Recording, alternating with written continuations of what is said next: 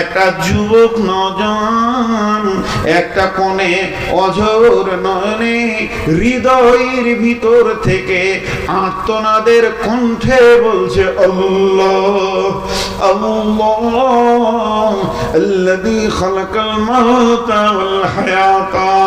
হে আমার রব, আপনি মওতকে বানিয়েছেন, হায়াতকে বানিয়েছেন। রব, আপনি আমার আল্লাহ। যখন চোখের পানিতে কাঁদছে, ইস্তেগফার করছে, আবার সুবহানাল্লাহি বিহামদিহি সুবহানাল্লাহি নাযিম পড়ছে। এই দৃশ্যটা দেখে বাদশাহ মাওলানার পা দুটো জড়িয়ে ধরে বলছে, হুজুর, এই গভীর রাত্রিতে আল্লাহকে সাক্ষী দিয়ে বলছে, ওই বাদামওয়ালার মতো আমি 3 মাসের ভিতরে একবার আল্লাহকে চোখের পানিতে আমি ডাকিনি। আমি শুধু নাটকের ছলে দেখেছিলাম। আল্লাহ আল্লাহ আল্লাহ করে 150 পুরো করে দিয়েছে, কিন্তু হৃদয়ের ভিতর থেকে মহব্বত দিয়ে ঈমান দিয়ে দেখিনি। আপনি আমাকে ক্ষমা করবেন, আপনার মৃতের পরোয়ানা আমি উঠিয়ে নিলাম, আমার ভুল হয়েছে, মাফ করে দেবেন। দরজাটা খুলে দিয়ে মাওলানা বাদামওয়ালাকে বুকে জড়িয়ে ধরে বলছে, ভাই, আমি মেন্টাল রোগী নই, আমি পাগল নই যে তোমাকে কতল করতাম। এটা শুধুমাত্র বাদশাকে প্র্যাকটিক্যাল দেখানোর জন্য, একটা মানুষকে তার রবকে কেমন ভাবে ডাকতে হয়, রবের কাছে কেমন গিড়গিড়াতে হয়, রবের দরবারে কেমন করে নিজেকে নিচু হতে হয়, চোখকে কেমন করে পানিতে ছলছল আঁখি করতে হয়, এই দৃশ্যটা দেখানোর জন্য তোমার উপরে আমি জুলুম করে ফেলেছি। ভাই, তুমি আমাকে মাফ করে দাও। তুমি যেমন বাদামওয়ালা ছিলে তেমনি থেকে যাও, তোমাকেও কেউ কতল করবে না। এর জন্য আমার রব বলছে, মুত্তাকি যদি হতে চাও, প্রথম নম্বরে তোমাদের কাজ হবে এক আল্লাহর উপরে দৃঢ় বিশ্বাস রাখতে হবে। নাম্বার 2, ওয়াল ইয়াউমিল আখিরি। যেদিন আমার শ্বাসটা বন্ধ হবে, যেদিন আপনি আমি মারা যাব, ও মা আমার, বেটি আমার, সোনা মানিক আমার, সেই শ্বাসটা বন্ধ হওয়া পর্যন্ত, জান্নাত পৌঁছানো পর্যন্ত একটা লম্বা জীবন আছে আখিরাতের, এর উপরে বিশ্বাস করতে হবে। পুলসেরাত সত্য, কবর সত্য, কবরে আযাব সত্য, কবরে জান্নাতের ঘুম সত্য, কবরের ভিতরে নানা রকম আযাবের ব্যবস্থা আছে সত্য, কবরে 99টি সাপের মুসাল্লাত হবে সত্য, সাপ কাটবে 70 গজ নিচে চলে যাবে, আবার হাঁজরে তুলে আনবে সত্য, কিয়ামত সত্য, কিয়ামতের মাঠে নেকি বদি ওজন করা হবে সত্য, পুলসেরাত সত্য, তার উপরে পার হয়ে যেতে হবে এটাও সত্য, জাহান্নাম সত্য, জাহান্নামের ভিতরে প্রতি মুহূর্তে চামড়াকে চচ্চর চচ্চর করে খাসি খালানো হবে। সূরা আপনার আল ইমরানে আল্লাহ বলেছেন সেটাও সত্য। এবং জান্নাত সত্য, জান্নাতের আঙ্গুরের ফোঁকাগুলো সত্য, খেজুরের বাগান সত্য, সারাবান তাহরা সত্য, চির সুখের জায়গাটা সত্য। আল্লাহ তাবারাক ওয়া তাআলা বলছেন, যদি তোমরা মুত্তাকি হতে চাও, আখিরাতের উপরে পরিপূর্ণ বিশ্বাস রাখতে হবে। নাম্বার 3, ওয়াল মালাইকা। ফেরেশতা নামে আল্লাহর একটি মাখলুক আছে। আল্লাহ তাদের ভিতরে সেকশন বানায়নি, সেক্স নাই, সেকশনও নাই, তারা নারী নয়, পুরুষ নয়, তাদেরকে আল্লাহ যতগুলি বানাবার বানিয়ে নিয়েছেন। এই ফেরেশতা নামে মাখলুকটি আছে, দুনিয়াতে আছে, আসমানে আছে, জান্নাতে আছে, তারা আল্লাহর হুকুমে নিয়োজিত হয়ে আছে। যাকে যে ডিউটিতে লাগিয়ে দিয়েছে, সে সেই ডিউটিতে আছে। কেউ সাজদায় আছে, কেউ রুকুতে আছে, কেউ কিয়ামে আছে। কিয়ামত পর্যন্ত সে হালাতেই তারা থেকে যাবে। কেউ আবার আল্লাহর ডিউটিতে নিয়োজিত রয়েছে। এই ফেরেশতাদের উপরে ঈমান আনতে হবে। তবে আপনি একটা কথা বলবেন, ফেরেশতাদের উপরে কেন ঈমান আনবো? তারাও মাখলুক, আমরাও মাখলুক। আল্লাহর তারাও সৃষ্টি, আমরাও সৃষ্টি। বরং ফেরেশতাদের থেকে মানুষের সম্মান বেশি।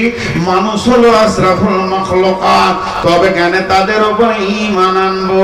ওরে আমার ভাইরে, বাপরে, বোনরে আমার, ঈমান আনতে হবে। তার দুটি কারণ। আমি যদি জানি সরকারি সিআইডি এখানে আছে, তো আমি সরকারের বিরুদ্ধে কথা বলবো না। ওই রকম বন্ধুরে জেনে নিতে হবে আল্লাহর সিআইডি যেন সব সময় আমাদেরকে ফলো করে রেখেছে। এর জন্য ফেরেশতার উপরে ঈমান আনতে হবে। আর দ্বিতীয় কারণ হলো, যেদিন আমাদেরকে বানানোর ব্যাপারে আল্লাহ তাবারক ওয়া তাআলা ফেরেশতাদের সঙ্গে মাশওয়ারা করেন, আলোচনা করেন, তখন ফেরেশতারা বলেছিলেন, নাহনু নুসাব্বিহু বিহামদিকা ওয়া নুকাদ্দিসু লাকা। হে আল্লাহ, আমরা আপনার ইবাদত করব, তাসবিহ বয়ান করব। আপনি কি বানাতে চলেছেন? এরা খুন খারাপি করবে, আপসের মধ্যে লড়ে থাকবে। অতএব আমার আল্লাহ বলতে চাইছেন, তোরা এমন ভাবে চলবে যেন ওদের কথাগুলো না মিলে যায়। আমাকে তোরা সম্মানের সঙ্গে ইজ্জত দিয়ে রাখবে। তার জন্য ফেরেশতাদের উপরে ঈমান আনতে হবে। তাহলে ঈমান কটা হলো? আল্লাহর উপরে ঈমান, আখিরাতের উপরে ঈমান, ফেরেশতার উপরে ঈমান। 4 নম্বরে হলো কিতাব, কিতাবের উপরে ঈমান আনতে হবে। কোরআনের শুরু থেকে শেষ পর্যন্ত সত্য। কোরআনের একটা জের, একটা জাবার, একটা অক্ষর, একটা নুকতা, কোনোটাই মিথ্যা নয়। আমার রব যা বলেছেন তা সত্য। এটা 1% কেন, ওভার 100% সত্য। আপনি আমি যতটা বুঝেছি তার থেকেও ঊর্ধ্বে আরো সত্য। কোরআনকে মিথ্যা পোষণ করা যাবে না। যালিকাল কিতাবু লা রাইবা ফীহি, এই কিতাবের মধ্যে কোনো সন্দেহ নাই।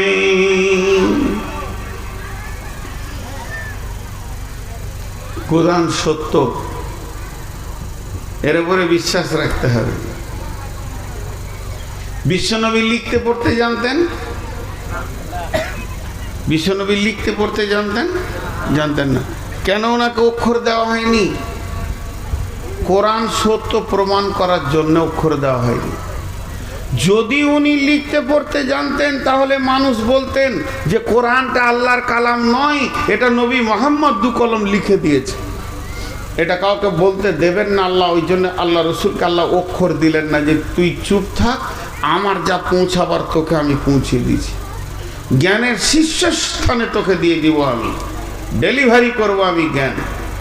অতএব কোরআন হলো চির সত্য, এর ভিতরে কোনো ভুল, জোরে বলেন, এর ভিতরে কোনো ভুল। খালি একটা মেয়ে ভুল খুঁজে পেয়েছে। হ্যাঁ, ওই মেয়েটার নাম কি? কে কে নাম নিয়েছেন? গোসল করে ঘর ঢুকবেন।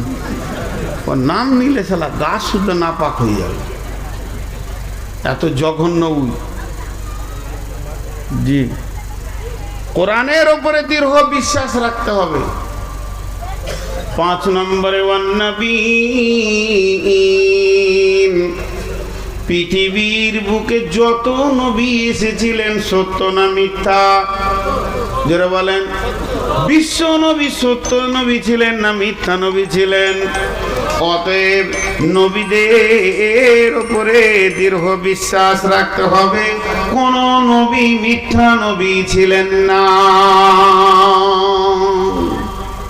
বুঝে এলো? কোন নবী মিথ্যা নবী ছিলেন কি কোন নবী? হ্যাঁ, একটা মজার কথা শোনাই। এক ঘোড়াওয়ালা ঘোড়া বিক্রি করতে যাচ্ছে। হাটে, আর আল্লাহ রসুল পেরিয়ে যাচ্ছেন, আর আল্লাহ রসুল ঘোড়ার বিজনেসও করেছেন। তো বলছে ওই দাঁড়াও, ও বিধর্মী ছিল, ইহুদি। তো বলছে তুমি ঘোড়া বিক্রি করবে? বলে হ্যাঁ, আমি বিক্রির জন্যই নিয়ে যাচ্ছি। কত নেবে বলো? কত দেরহাম নেবে, কত দেনার নেবে? কথা বলতে বলতে বলতে বলতে একটা জায়গায় সেট হয়ে গেল। কথার কথা ধরেন 20 দেরহাম কমপ্লিট। নবীজি বললেন শোনো, এইদিকে হচ্ছে হাট, ও যে ছিল এইদিকে, আর নবীজি আসছেন এইদিকে, ওর বাড়ি, তার মানে ওই দিক থেকে চলে এসছে, আর নবীজি যাচ্ছেন এইদিকে। তো এবার ঘোড়াওয়ালার সঙ্গে যখন দাম হলো, তাহলে আর হাট যাবে না। বলছি তুমি আমার ঘোড়াটা, তোমার ঘোড়াটা নিয়ে এসে আমার ঘরের খুঁটাতে বেঁধে দাও, আর আমার কাছ থেকে টাকা নিয়ে চলে যাও। ওখান থেকে ও ঘুরলো, এবারে রসুলের পেছনে যাচ্ছে। যাচ্ছে কেন? দাম হয়েছে বলি তো যাচ্ছে। দামটা কমপ্লিট না হলে যেত না, যাচ্ছে। কিছু দূর গেছে, 2, 10, 20 পা হেঁটেছে। এমন সময় ওই দিক থেকে আর একটা মোনাফিক মানে ডেঞ্জারাস মাল হেঁটে আসছে। ইশারা করছে কত হলো? ও ইশারায় বলে দিলে যে 20 মতো হয়েছে। ও তখন এরও ইশারা করে দিলে আরো 2 পা গিরে। বাস, এমনিতে তো কাফের বেঈমান। তারপরে আবার মুনাফিক খুঁচা মেরে পাম দিয়ে দিয়েছে। তখন ও পেছন থেকে নবীজিকে বলছে ইয়া রাসূলুল্লাহ, দামটা ঠিক করে নিলেই ভালো হতো। এবার ভেজাল কথা শুরু করলে।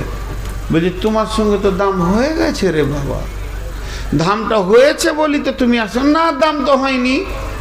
ভেজাল লাগিয়ে দিল, আর যা কাজ তাই করে দিল।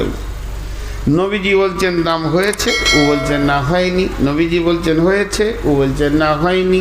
এই হয়েছে হয়নি, হয়েছে হয়নি, একটা লম্বা টাইম পেরিয়ে যাচ্ছে।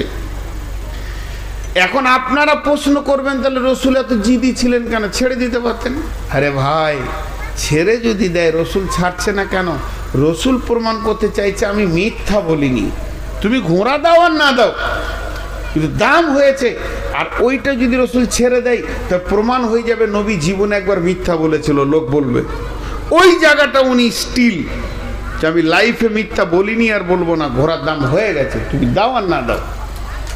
এমন সময় ঘোড়াওয়ালা জোরে বলে উঠলো কি করে দাম হয়েছে আপনি সাক্ষী দেন তো।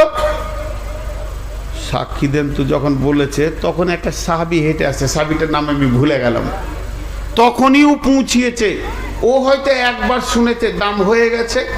নবীজি বলছে না তোমার সঙ্গে দাম হয়েছে, বলছে না হয়নি। নবীজি বলছে বললাম তো তোমার সঙ্গে দাম হয়েছে। এইটা যেই বলেছে আর সঙ্গে সঙ্গে বলছে একটা সাক্ষী দেন তো। তখন এই বলছে আল্লাহর কসম করে বলছে আমি সাক্ষী আছি, দাম হয়ে গেছে, ঘোড়া দিয়ে দে। লে ভেজা ছিল না ও এতক্ষণ, আর এখনই এলো। ও ঘোড়াওয়ালা ঘোড়া দিয়ে দিলে, পয়সা নিলে, চলে গেল। নবী যখনই বসলেন, যখন আমার সঙ্গে ভেজাল দাম হয়, যখন দাম হয় তখন তুমি ছিলে না, যখন দামটা সেটিং হয় তখনও তুমি ছিলে না, যখন ওর সঙ্গে তর্ক শুরু হয় তখনও তুমি ছিলে না, তর্ক যখন চূড়ান্ত পর্যায়ে তখনও তুমি ছিলে না। আর এই শেষের দিকে তুমি এসে বললে যে আল্লাহর কসম বলছি দাম হয়ে গেছে। আর তুমি কি করে বললে যে দাম হয়েছে? সাক্ষী দিলে। তুমি সাক্ষীটা দিলে কোন বুনিয়াদে? তখন সাহাবীটা বলছেন ইয়া রাসূলুল্লাহ, 1 নম্বর আল্লাহ আছে আমরা দেখিনি, আপনি বলেছেন আছে তাই ভয় করি। জান্নাত আছে জাহান্নাম আছে আমরা দেখিনি, আপনি বলেছেন তাই মেনে নিয়েছি। আপনি বলেছেন এই দিকে সাজদা কর, রবকে পাবি, এই দিকে করিস না তো ওই দিকে করছি। জিন্দেগিটাই তো আপনার ওপরে দিয়ে দিয়েছি। রবকে পাওয়ার ব্যাপারে আপনি যেমন আদর্শ দেখাচ্ছেন সেই দিকে হাঁটছি। শুধু তাই নয়, কোরআন বলছে আমার সমস্ত নবী সত্য, কোন নবী মিথ্যা নয়। অতএব আমি যখন পৌঁছালাম, আপনাকে নবী বলে মেনে নিয়েছি, আপনার নামের কালেমাটা পড়ে নিয়েছি, আপনার রিসালাতের সাক্ষী দিয়ে দিয়েছে, আর আমি পৌঁছালাম, আপনার জবান থেকে বের হয়েছে, দাম হয়েছে কোরআনের যতগুলি আয়াত আপনি বলেছেন আমরা মেনে নিয়েছি, এগুলো আল্লাহর খবর, তাহলে সবগুলি কি মিথ্যা হয়ে যাবে? না, যখন আপনাকে সত্য নবী বলে মেনেছি, আপনার জীবন সত্য, আপনার প্রত্যেকটি শব্দ সত্য, অতএব আপনি বলেছেন দাম হয়ে গেছে, আর সঙ্গে সঙ্গে আমিও বিশ্বাস করেছি দাম হয়ে গেছে। নবীজি ওই সাহাবীর নাম করে বললেন, ই যে কাজে সাক্ষী দেবে দুটো লোকের সাক্ষী দেওয়ার সমান এর ফজিলত থাকবে। তাহলে প্রত্যেকটা নবীর উপরে বিশ্বাস রাখতে হবে। আমরা তো ইমানদার যে কটা আছি মুসলমান, সত্য নবী তো মেনে নিয়েছি, তারপরে তো ইমানদার হয়েছি। কাফের কাফের কাফের, বেঈমান বেঈমান বেঈমান বেঈমান, আল্লাহ দুশ্মন, রসুলের দুশ্মন, কোরআনের দুশ্মন, দ্বীনের দুশ্মন কে? উমাইয়া। উমাইয়া রসুলের চাচা হলো সম্পর্কে, উটের উপরে এরকম মারছে হাত, উটের উপরে, আর আল্লাহ রসুল রাস্তা দিয়ে হেঁটে যাচ্ছে, উটকে খাদ পানি দিয়েছে, উট খেছে, আর উটের উপরে হাত মেরে বলছে, হে বেটা মোহাম্মদ, এই উটে চড়ে তোকে কতল করব, তোকে মারবো। যে এই কথা বলেছে, আল্লাহ রসুল হালকা করে তাকিয়ে বলছে, আগামী জিহাদে তুই মরবি। খালি এইটু বলেছে, আর কিছু বলেনি। বাড়িতে যে খাবার খেতে পারছে না, রোগার মতো এমনি করে করে খেয়েছে, এমনি করে করে। বিবি জিজ্ঞেস করছে, তোমার শরীর খারাপ, মন খারাপ, মাথায় ব্যথা, পেটে ব্যথা? বলে না। বলে কি হলো? বলে ওই যে আব্দুল্লাহর বেটা মোহাম্মদ সাল্লাল্লাহু আলাইহি সাল্লামকে বললাম যে ঘোড়া উঠে চড়ে তোকে মারবো, তো পাল্টা বলেছে আগামী জিহাদে তুই মরবি। কাফের বেঈমানের বিবি, সেও বেঈমান, মুশরিকা মেয়ে। কাফের মেয়ে কি উত্তর দিচ্ছে দেখেন, যার মুখে এ কথা বের হয়েছে তোমার আর উপায় নাই। ওদেরও ভিতরে বিশ্বাস ছিল যে এ মাল মিথ্যা কথা বলেন, বুঝতে পেরেছেন? তোমার আর উপায় নাই, তো মরলো বেঈমান। এই ঘটনাটা আরেকবার খানিকটা শুনতে পাবেন শেষ দিকে। তাহলে আল্লাহর উপরে ঈমান, আখিরাতের উপরে ঈমান, কিতাবের উপরে ঈমান, ফেরেশতার উপরে ঈমান, নবীদের উপরে ঈমান, পাঁচটা ঈমান আনতে হবে। ওয়া আতাল মালা, এটা শেষকালে ব্যাখ্যা করব। 6 নম্বরটা বাদ দিলাম। 7 নম্বরে ওয়া কামাস সালাতা, নামাজ কায়েম করতে হবে। ওয়া আতাজ যাকাতা, যাকাত দিতে হবে 8 নম্বরে।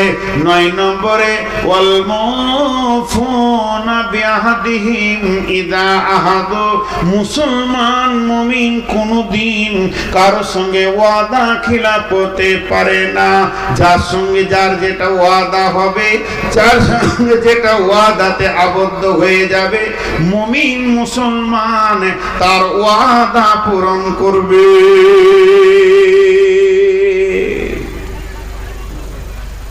আবার ওই উমাইয়ার ঘটনাটা আসছে, ওয়াদা পূরণ করবে। আচ্ছা, ওই এইখানে কি সংসারের সব কাজ ছাড়বে? লড়ছে না রে বাবা, এসেছে তো একটু বসে কথা বলি তা নাই, দাঁড়িয়ে দাঁড়িয়ে কথা বলছে। আমি কি বললাম? আমল 5টা, ঈমান 5টা হয়ে গেল। আল্লাহর উপরে ঈমান, আখিরাতের উপরে ঈমান, ফেরেশতার উপরে ঈমান, নবীদের উপরে ঈমান, আর কিতাবের উপরে ঈমান। এবার আমলের কথা, 1 নম্বরে দান করবে, এটা বিস্তারিত পরে বলবো। সালাত আদায় করবে, সে কোনোদিন বেনামাজি হবে না। যাকাত দেবে বড়লোক হলে, তাহলে 3টে বলা হয়ে গেল। 4 নম্বরে বলছে যখন কোনো ওয়াদা করবে তো ওয়াদা পূরণ করবে। এবার মুমিনের ওয়াদা দেখেন। আব্দুর রহমান একটা সাহাবী, উমাইয়ার কাছে। কে উমাইয়া? যে উটের পিঠে হাত দিয়ে রসুলকে মারবো বলেছিল, ওই উমাইয়া। নিজের আত্মীয় হলো, এখন ও বেঈমান আর ঈমানদার। তো ওকে গিয়ে বলছে কিছু টাকা ধার দাও তো, আমার খুব অভাব চলছে। অভাবটা হলো মুসলমান, আর সুদারু হলো উমাইয়া। তখন বলছে তুই তো সুদ দিবি না, আমার ব্যবসা তো সুদের। আব্দুর রহমান বলছে কালেমা পড়ে নিয়েছি, রসুলের নামে, আল্লাহর নামে কালেমা পড়েছি, রসুলের আদর্শের রেসালাতের উপরে কালেমা পড়ে সাক্ষী দিয়েছি, আর সুদ খাবো না। তোর যদি মন যাবে তো দিতে পারিস, না মন যাবে না দিতে পারিস, কিন্তু সুদের লেনদেন করব না। দিবি? যতই হোক আত্মীয়। তো বলছে তোকে দিব, সুদ লাগবে না তো দিবিও না, লাগবেও না, কিন্তু একটা শর্ত তোকে মেনে নিতে হবে। কি হলো? দিয়েন না, ওটা দিয়েন না, যেমন আছি থাকি। একটা শর্ত মেনে নিতে হবে। বলে কি? বলে আমি যেদিন খুব জানের খাতরার বিপদে পড়ে যাব, সেই দিন তোর জানকে দিয়ে যতদূর পারবি আমাকে বাঁচানোর চেষ্টা করতে হবে, তোর চেষ্টায় যেন ত্রুটি না থাকে, এই শর্তে তোকে ঋণ দিব। তো আব্দুর রহমান একটু ভেবে চিন্তে দেখলে ঠিকই আছে, বিপদে পড়লে হয়তো একটু বিপদ থেকেই করে দিব, বেশি ভাবেনি। ওয়াদা করলে ঠিক আছে, তুই যখন খুব বিপদে পড়বি তো আমি জান দিয়ে তোকে বাঁচাবো, ঋণ দিয়ে দিলে। ভাইরা আমার, ঋণ নেওয়া হয়ে গেল। আব্দুর রহমান শর্তের ভিতরে ঢুকে গেল, ওয়াদা করে ফেললে। এবার উমাইয়াকে ওর বিবি বলছে যার মুখে বের হয়েছে তুই মরবি, আর উপায় নাই। খানিকক্ষণ উমাইয়া দম নিল, মাথায় খালি চিন্তা চক্কর ঘুরছে, কি করলাম, কি বললাম, কি হলো। একটু পরে দমটা নিয়ে একদম নিজেকে মজবুত করে উঠে বলছে, খেপি রে, তোর তো কোনো হুঁশ নাই, তুই মোটা বুদ্ধি মেয়ে মানুষ, তাই বলছিস আগামী জিহাদে আমি মরবো। নবী মুহাম্মদ বলে দিয়েছে কোনো উপায় নাই, তবে আমার ফয়সালা শুনেলে না থাকবে বাঁশ, না বাজবে বাঁশরে, আগামী জিহাদে আমি যাব না তো মরবো কি করে। কয়েকদিন পরেই যুদ্ধ শুরু হলো। জি, বদর। যেই যুদ্ধ শুরু হলো, উহুদ, যেই যুদ্ধ শুরু হলো, যুদ্ধর খবর যখনই উমাইয়ার কানে পড়েছে, ও বাড়ির ভিতরে একটা লম্বা চাদর ঢাকা শুয়ে গেছে। দেখেন কাফেররা সব গুনছে, এসছে ওই এসছে, ওই এসছে, ওই এসছে, অমুক এসছে, অমুক এসছে। উমাইয়া কই? ও আবার দলের শের, ষাঁড়ু। সে কই? বলছি বাড়িতে আছে, দুজনকে পাঠালে, ডেকে লে আয়। বাইরে থেকে ওর দরজা থেকে ডাকছে উমাইয়া, আর ও চাদরের ভিতর থেকে বলছে ব্যারাম, মানে অসুস্থ, যাব না। যখনই দুবার ডেকেছে আর ও ব্যারাম বলে দিয়েছে, তখন এরা দুজন তিনটে কথা বলছে, বুখারীর হাদিস, আর প্যাস্টিজ ফাইজার করা। উমাইয়া রে, তোর মতো বীরটা যদি ব্যারাম বলে জিহাদের ময়দানে না যায়, তাহলে তোদের বহু বেটিগুলোকে মোহাম্মদকে দিয়ে দেগা, তাহলে তোদের অস্ত্রগুলোকে মোহাম্মদকে দিয়ে দেগা, আর তোদের সম্পদগুলো মোহাম্মদের হাতে দিয়ে গোলামি গ্রহণ করে নে। এই কথা যেই বলা, উমাইয়া বলছে আর শুনতে পারলাম না, বাপদাদার দেবদেবী গুলোকে তোরা লাত মেরে ফেলে দে। উমাইয়া বলতে শুনতে পারলাম না, ঝেড়ে তলোয়ারটা নিয়ে উঠলো, জিহাদের ময়দানে গিয়ে যেই পৌঁছালো, আর উমাইয়াকে দেখে নিয়ে বেলাল এমনি করে তলোয়ারটা বের করে নিয়েছে। আর ওই বেলালের তলোয়ারের ঝিলিক উমাইয়ার চোখে যখন পড়েছে, উমাইয়া তখন এই দিকে সরে যেছে, বেলালের নজর ওই দিকে যেছে। উমাইয়া বামে যেছে তো বেলালের নজর বামে যেছে। মাছে যেমন টোপ দেখে নাই, বেলাল উমাইয়াকে দেখে ফেলেছে। খালি রসুলের হুকুম, যেই নারা লেগে গেল, জিহাদ শুরু হলো। উমাইয়া খালি উটের দড়িটাকে পাছাকে নিয়ে নিয়ে বেড়াচ্ছে। অবস্থা খারাপ দেখলে উটে চড়ে পালিয়ে যাব, কিন্তু এজরেতে বেলাল এত জোর সিংহের মতো হুঙ্কার দিয়ে চলে গেল, তাড়াতাড়ি করে উটে চাপতে পারলো না, বালুতে দৌড়তে শুরু করে দিল। আর আব্দুর রহমান ঋণ নিয়েছিল, সে যখন দেখছে উমাইয়ার জানের উপরে বেলাল ধরছে, তখন ও নিজের ওয়াদা পূরণ করার জন্য হযরত আব্দুর রহমান তলোয়ার ফেলে দিয়ে আর উমাইয়াকে বাঁচানোর জন্য ধরছে। উমাইয়া বালুতে দৌড়তে দৌড়তে দৌড়তে দৌড়তে এক সময় উবুর হয়ে পড়ে গেল, আর বেলাল তলোয়ারটা তুলেছে কোপ মারবে, এমন সময় আব্দুর রহমান শুয়ে গেল। এর নাম মুসলমান। ওয়াল মুফুনা আহাদিম ইযা আহাদু, মুসলমান যা ওয়াদা করবে তা পূরণ করবে, মুসলমান ওয়াদা খিলাফ করতে পারে না। এবার হযরতে বেলাল দেখছে আর তো কোপ মারা যাবে না, তাহলে আব্দুর রহমানের মনটা অন্যদিকে ঘুরিয়ে দিয়ে হযরতে বেলাল কথা বলতে শুরু করে দিল। ঘন ঘন কথা বলছে, ভাই তুমি ঋণ নিয়েছো, ভাই তুমি ওকে বাঁচানোর জন্য এসেছো, ঠিকই করেছো, তুমি মুসলমান, তোমার ওয়াদা ফেল করলে হবে না। কথার ভিতরে গোলতাল পাকিয়ে রেখে এরই ভিতরে বেলাল কখন তলোয়ারটা বালুর ভিতরে ভরে দিয়ে ভিতরে ভিতরে কাজ করে দিয়েছে। আব্দুর রহমান দেখতে পাইনি, উমাইয়া মরলো, রসুলের কথা সত্য হলো, আর আব্দুর রহমান তার ওয়াদা ঠিক রাখলো, আর বেলাল তার বিরুদ্ধের কাজ করলো। অতএব মুসলমান ওয়াদা খিলাফ করতে পারে না। আর 5 নম্বর হলো ওয়াসসাবিরিনা ফিল বাসাই ওয়াদ-দাররাই ওয়া হিনাল বাস, আর বিপদ আপদে আর জিহাদের ময়দানে ধৈর্য ধারণ করতে হবে। কটা হলো? 5টা হয়ে গেল। ধৈর্য সবর করতে হবে। তাহলে 1 নম্বরে মাল দান করতে হবে, 2 নম্বরে আপনার নামাজ পড়তে হবে, 3 নম্বরে যাকাত দিতে হবে, 4 নম্বরে ওয়াদা পূরণ করতে হবে, 5 নম্বরে ধৈর্য ধারণ করতে হবে। টোটাল 10টা একবার গুনিয়ে দিই। আল্লাহর উপরে ঈমান, আখিরাতের উপরে ঈমান, ফেরেশতার উপরে ঈমান, কিতাবের উপরে ঈমান, নবীদের উপরে ঈমান, মাল দান করতে হবে, নামাজ পড়তে হবে, যাকাত দিতে হবে, ওয়াদা পূরণ করতে হবে যখন কার সঙ্গে ওয়াদাতে আবদ্ধ হয়ে যাবে, এবং বিপদ আপদে ধৈর্য ধারণ করতে হবে। জিহাদের ময়দানে যখন এই 10টা গুণ কারো ভিতরে এসে যাবে, আমার রব বলছেন উলাইকাল্লাযীনা সাদাকু ওয়া উলাইকা হুমুল মুত্তাকুন, এরাই হলো প্রকৃত সত্য, আর এরাই হচ্ছে মুত্তাকি।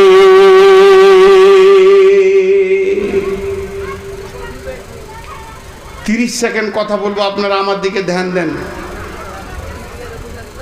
আজকে টোটাল বক্তব্যটা 30 সেকেন্ডে বলবো।